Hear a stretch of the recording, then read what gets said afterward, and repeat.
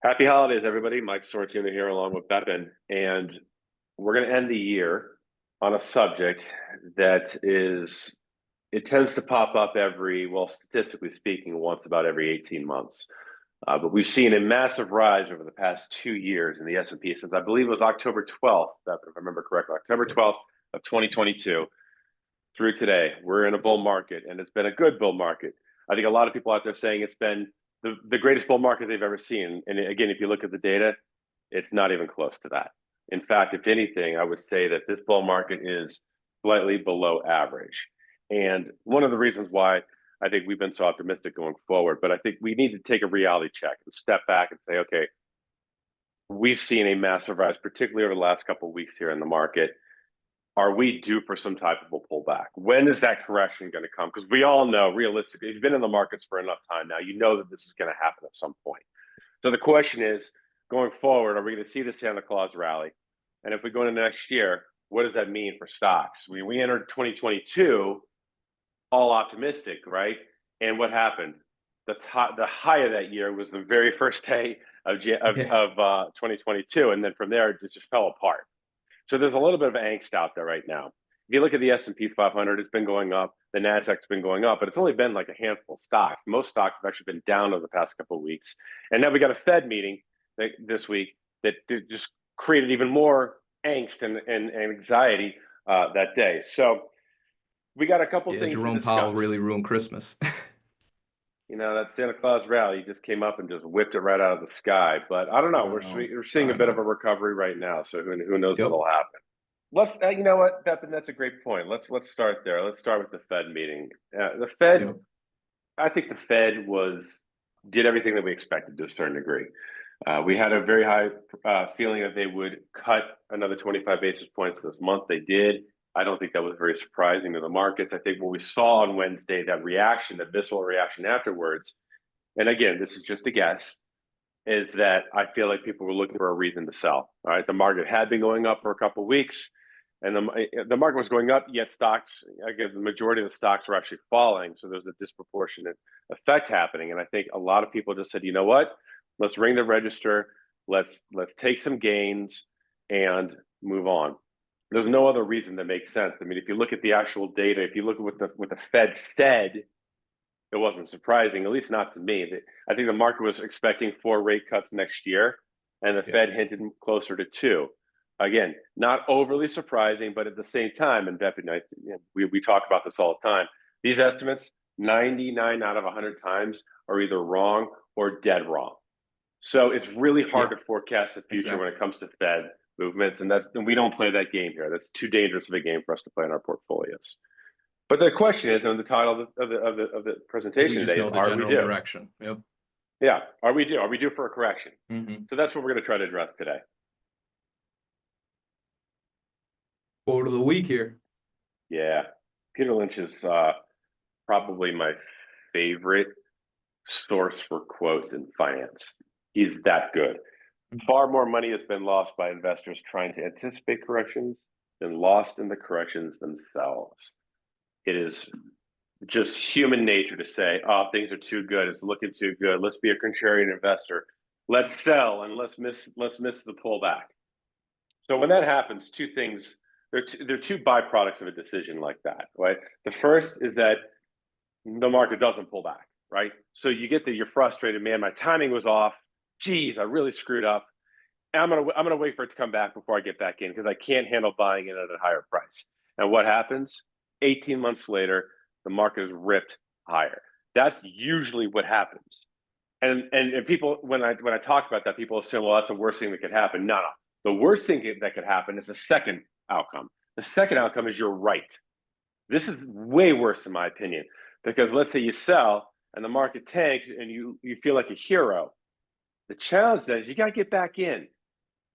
And here's what's going to happen. The market's going to continue to fall. It's going to continue to fall. And every single time you want to buy back in, you're going to say, you know what you're going to say? It's going to go further down. It's not yet ready.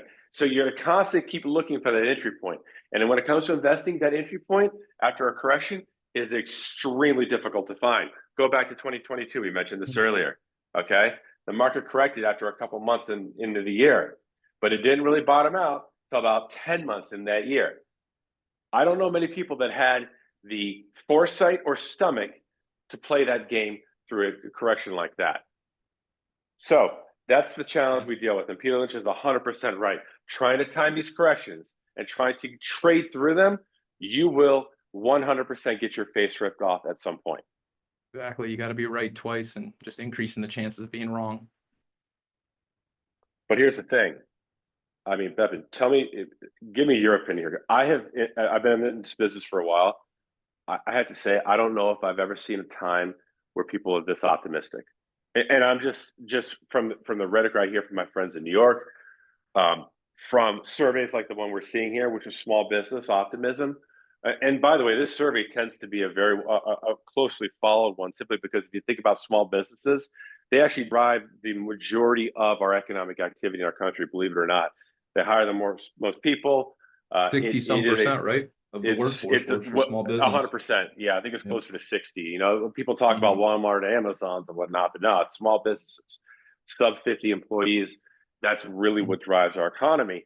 So it does matter what they think. And I mean, you look at the right-hand side of this chart, and you know, we're basically at not all-time high in terms of small business optimism, but we exploded. Obviously, that has a lot to do with the election. I would say that, you know, not necessarily a political statement, but more along the lines of expectations around regulatory changes coming from the Trump administration, things of that nature, making it easier to do business. So there's a lot of optimism, and this does matter. All right. If you're CEO of a company, it does matter to be happy or excited about your future, because what are you going to do? You're going to want to grow, buy more machines, buy more inventory, hire more people, whatever it might be, because you feel your prospects going forward are better than what they were. So optimism does matter. But here's the problem. There's confidence and being cocky. And there's a very, very fine line between the two. If you look at the conference board, basically what they do is they measure consumer confidence. Now, let's be very clear. This is survey data. Okay, it's what we call soft economic data, meaning it's not based off of hard actual numbers. It's all about asking people, hey, how do you feel, right? So this can change quite a bit. And as you can see, the variability of the kind of the visceral ups and downs of this chart are a result of that. But confidence right now hasn't been this high going back over 30-something years, 34 years, okay? Again, this is a good feeling. We always want to be happy. And believe me, when it comes to markets, time favors the optimist, okay? Markets just go up over time, so it's better to be optimistic over the long run. But look at that spike over the past couple of years. I mean, or 18 months, whatever it's been, it has exploded higher. Yes, I do think part of it has to do with the election, don't get me wrong, but that can't account for everything. It simply cannot. But again, that begs the question, okay, so much optimism is being quote unquote priced in the market. Bepin, when is this gonna turn around? First sign of trouble. That's when it always turns around. Yeah, that's for sure. Yep. And I mean, obviously we saw it yesterday being the Fed meeting and the discussion of it. Like you said, everyone's looking for a reason to sell when things are going too well. And getting the timing of getting out and getting back in is it's a fool's errand.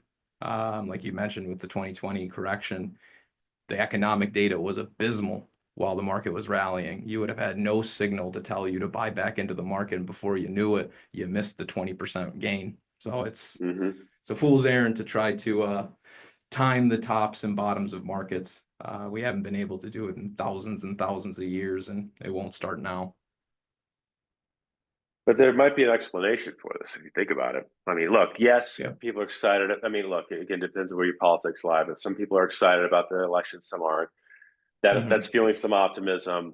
We're seeing a couple things that lead to this idea that, well, you know, it's not like the FOMO days of 21. Yes, Bitcoin's going up and Fartcoin and all these ridiculous things that are happening. It's nowhere near what was going back on that. But I think there are some fundamental reasons as well.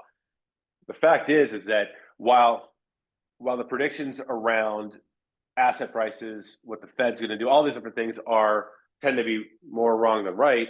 What does tend to be very right are expectations around fundamentals like sales, earnings, cash flow, and here, as you see, margins. I think one of the reasons why people are so worried. If you look at the multiples in the markets on stocks, so the PE multiples, for example, they are higher than the historical average.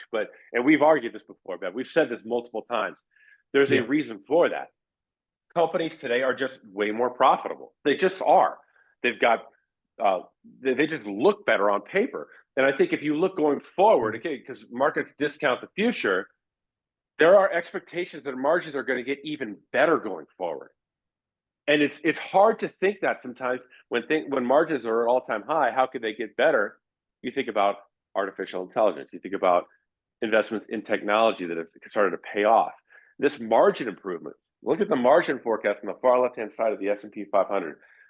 Up the expectations going into 25 or S&P 500 margins to be up by more than 1%. Now that might not sound like a lot, but 1% on the amount of revenue that the S&P 500 collectively produces? Are you kidding me? Yeah. A 1% move in a year is a massive, I cannot overstate this enough. It is a massive, massive move. Now you get into some of these other sectors like IT. Look, IT technology dominates the S&P 500 more than dominates the NASDAQ. And you're talking about an over 2% move in margins higher next year. That is a massive amount of money that is going to go to the bottom line of these companies and drive those earnings higher. And it's not just profit margins too, it's just profits in general. So the chart you're looking at on the screen here is showing the beginning of the year price earnings per share for the entire S&P 500. So the way they come up with this number is they look at consensus. There's thousands of analysts out there that do forecasts on what these companies individually are going to earn in a given year. And then FactSet takes all those analysts, averages out their consensus estimate for the earnings for that particular company, adds them all up and gets you a number. So this is how much owning a piece of every company in the S&P 500 at the correct weights, this is how much earnings they expect you to generate by the end of the next year. And like we've said, price targets tend to be wrong. Fed forecasts on interest rates tend to be wrong, but one estimate that does tend to be right is earning estimates. If you look at history on this chart here, it's showing you in that light blue line, the earnings estimate, and the dark blue line is showing how the earnings actually did that year. And the average difference of that is around 6%. That's not too dang bad. That's a pretty close error rate in terms of your guess versus the actual result. So this is a very encouraging sign. Next year, they're expecting earnings to grow by almost 20%. So even if they're off a little bit, we're still looking at a 14, 15% earnings growth. And to go even further here, if you cut out some of the years here, so 2001, we had 9/11. 2020, we had the COVID pandemic. These are considered black swan events. These are events that no one can predict. If you sit around trying to predict them, you're going to cost investors a fortune because they come around rarely and they come around without a forewarning of any sort. So if you eliminated those years where you had anomalies, things that can't be predicted, the average is closer to 1.1%, a 1% difference from the estimate to the actual result. So this is one of the few estimates we do look at and we take seriously. So when Mike's saying that we are bullish on stocks and we do think this rally has legs, this is one of the main reasons we do, is because the earnings, the profit margins, the fundamentals are supporting it. So there will be moments of panic. There will be moments that test our will. But when we sit back and look at the fundamentals, that is our saving grace. And if they're telling us to stay in the market, we're going to stay in the market. And I know that we might sound like a broken record here, but markets do change over time, and so should our valuation metrics. I know last week or a couple of weeks ago, we talked about the CAPE ratios and the PE ratios.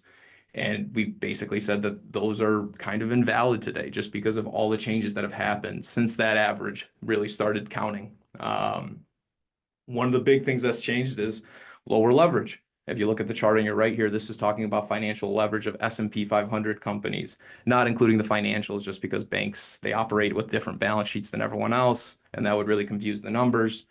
And this is just looking at debt to equity. An easy way for you to think about this is kind of how you look at your house. Well, you own an asset and it's backed by a mortgage, but your asset's typically worth more than what the mortgage is. And that little remaining portion is considered your equity. And as you can see here from the 1994 and 2004, leverage was twice as high as we see today. And those were the decades that led to the dot-com bust and that led to 2008, the great financial recession. But today we're seeing half that type of leverage. So imagine looking at a kind of like a home borrower back in '08 who had, I don't know, maybe like 5% of equity. Today we have maybe 10, 15% equity. And that all that means is that we have more room to borrow and that companies have more wiggle room in case there is a little bit of a asset correction. So the value of their assets do go down. That won't put them underwater. And the big killer to economies and the reason we see these nasty, vicious crashes is usually when you see a lot of bankruptcies and you see a lot of unemployment. These companies have a lot of coverage before they get into a situation where they'd have to really start doing mass layoffs or potentially even filing Chapter 11 bankruptcies. It's a different market. And on top of lower leverage, this is kind of a symptom of lower leverage. They have higher credit ratings, similar to, I know a lot of our clients experienced this over the last 2 years. We had high home equity and rates were very high, so no one wanted to go and refinance or do a cash out refi. But what they were able to use were HELOCs or home equity loans. And the reason being is because they had so much equity built up. So it's similar for S&P 500 and large companies. If you have a lot of equity built in your assets, you can borrow against those, which can help you get through some of the leaner times if they were to arise. So a much different composite today than it was 20, 30 years ago when we get that 17, 18 PE average. So different valuation metrics today. And this is something we mentioned on the last video that we did, but this is a chart that really highlights the difference. And we're at a much more favorable sector mix in the S&P 500. If you look at the 1980s, over 70% of the asset or the S&P 500 was composed of manufacturing, financials, and REITs or asset intensive industries. So companies that if you want to grow, you're going to have to spend quite a bit of money and you're going to have to borrow quite a bit of money. And you're going to have probably razor thin profit margin. So any sign of trouble, you're going to run into trouble very quickly. These tech companies, as you saw, what Mike showed a few charts ago, with the profit margins increasing. Now that's a 2% profit margin increase on top of an already very healthy profit margin. So these are companies that operate, they basically print money. Digital assets are obviously one time you do the work once and then you sell it forever. So it's a very scalable business and it's just a completely different S&P 500 today versus what it was 20, 30 years ago. And we should not be using those historic valuation metrics to try to judge what today's S&P 500 looks like. Today we're working with high-tech robots. Back then we were working with hammers and wrenches. It's a completely different business line, and this is why we don't subscribe to the market has to be overvalued because it's more expensive than it is historically. It's much different than it has been historically. There was never an internet before. There was never businesses that, like I said earlier, could just print money. They do work once and it's forever scalable. So it's hard to be bearish on this economy and this market.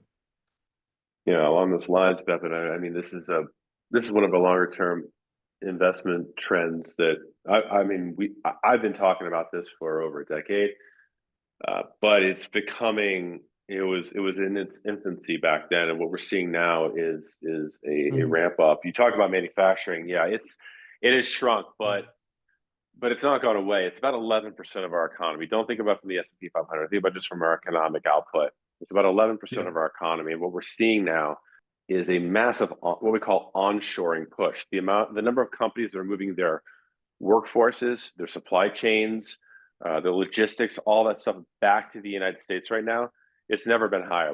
The numbers we're seeing right now are just staggering. And a lot of times when we see stuff like this, well, it's because Trump's back in office, or it's all about populism or whatever. It's not. It has nothing to do with politics. And this has been my point for years. There are economic reasons why companies are moving their supply chains and logistics back to the United States. And when they're economically driven, what's so important about that is it means that they're going to stick, they'll last. They're not wishy-washy. All right, they're making these commitments. And there are a number of reasons for that, which we could get into, I think, at a later date. But the point is, think about what will happen to the U.S. economy if that 11% moved to 15% of manufacturing. That would be massive. We're talking about workforce. We're talking about workforces. We're talking about taxes increasing. I mean, for tax dollars for the government, that is. We're talking about reducing the deficit. We're talking about bringing even more innovation back in. We're also talking about risk mitigation. We saw what happened to supply chains in 2020 when the world shut down or for the lockdowns. all these different things and all the advantages we're bringing back to the US.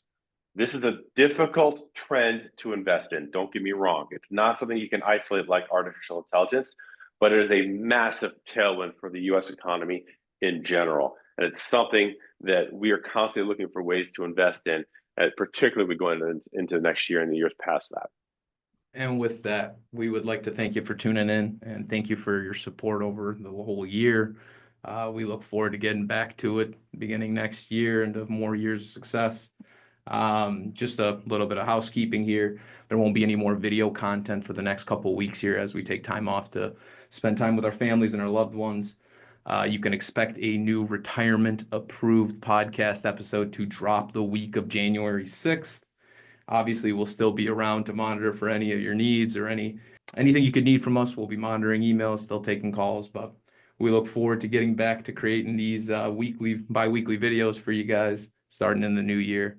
Have a Merry Christmas and a Happy New Year. Thank you, everyone.